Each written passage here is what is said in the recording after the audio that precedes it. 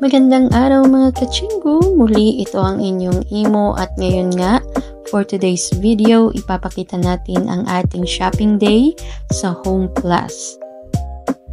Pagkatapos nga ng Damonwa ay niyaya tayo ni Ate Macy na magpunta sa Home Plus para mamili ng kaunting groceries kasama ang kanyang kaibigan na Vietnamese na nag-alok ng ride sa atin papuntang Home Plus. Hi! Say hi! Ayan nga, pagkatapos ng mga ilang minuto ay nakarating na nga kami sa Home Plus. Kaya tara, pasukin na natin. Pag-akyat nga natin, una nating nakita ang ating oppa, si Kim Soo-yoon oppa. Dito sa Home Plus, wala ka namang makikitang something special. At medyo similar lang siya sa hypermarket na meron tayo sa Pilipinas. Dito kasi sa Korea, lalo na sa mga malalapit sa countryside, hindi uso yung mga naglalakihang shopping malls. At usually, Home Plus lang yung pinakamalaking mall na pwede mong puntahan dito. At syempre, kung merong Jollibee ang Pilipinas, ang Korea merong Loteria. So ito yung pinakasikat na fast food dito sa Korea.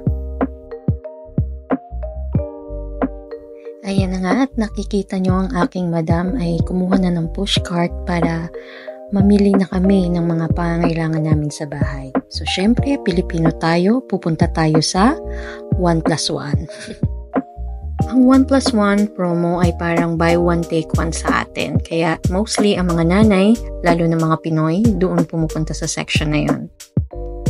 At syempre, dito sa Home Plus, meron ka ring mabibiling mga Johnson & Johnson products, kagaya ng pulbos, shampoo, kaya nandito lang yan. Meron rin silang mga damit, kaya ngayon ay winter, marami silang tindang panlamig.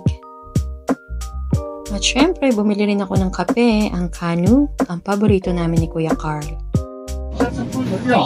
리코딸기는 갈비죽 중앙에 위치하며 남녀 노소 모두가 좋아하는 소고기 부위죠. 소 한 마리만 접어서 10kg 정도밖에 나오지 않는 고급 부위. Dito sa Korea, uso rin ang mga promodizer, kagaya niyang ginagawa ni Kuya. Kanina pa yan siya dyan nagsasalita at nagpo-promote ng kanyang product. Eto nga at may isang bata na naman ang naboboard, kaya ni-imagine niyang kinakain yung mga candies na nasa floor. Yan si Jie, ang aking magandang pamangkin. Ayan nga at magbabayad na kami ng aming mga napamili. At syempre, e-exit na si Imo kasi bahala na si Ate Macy dyan. Dito nga pala sa Korea ay walang bagger, kaya ikaw ang magbabag lahat ng pinamili mo. So ayun nga mga kachinggo, muli ito po ang ating experience ngayong araw na ito. Ako ang inyong Imo, ang inyong kachinggo, kalakbayer at kalakwatsa. Chingu, annyeong!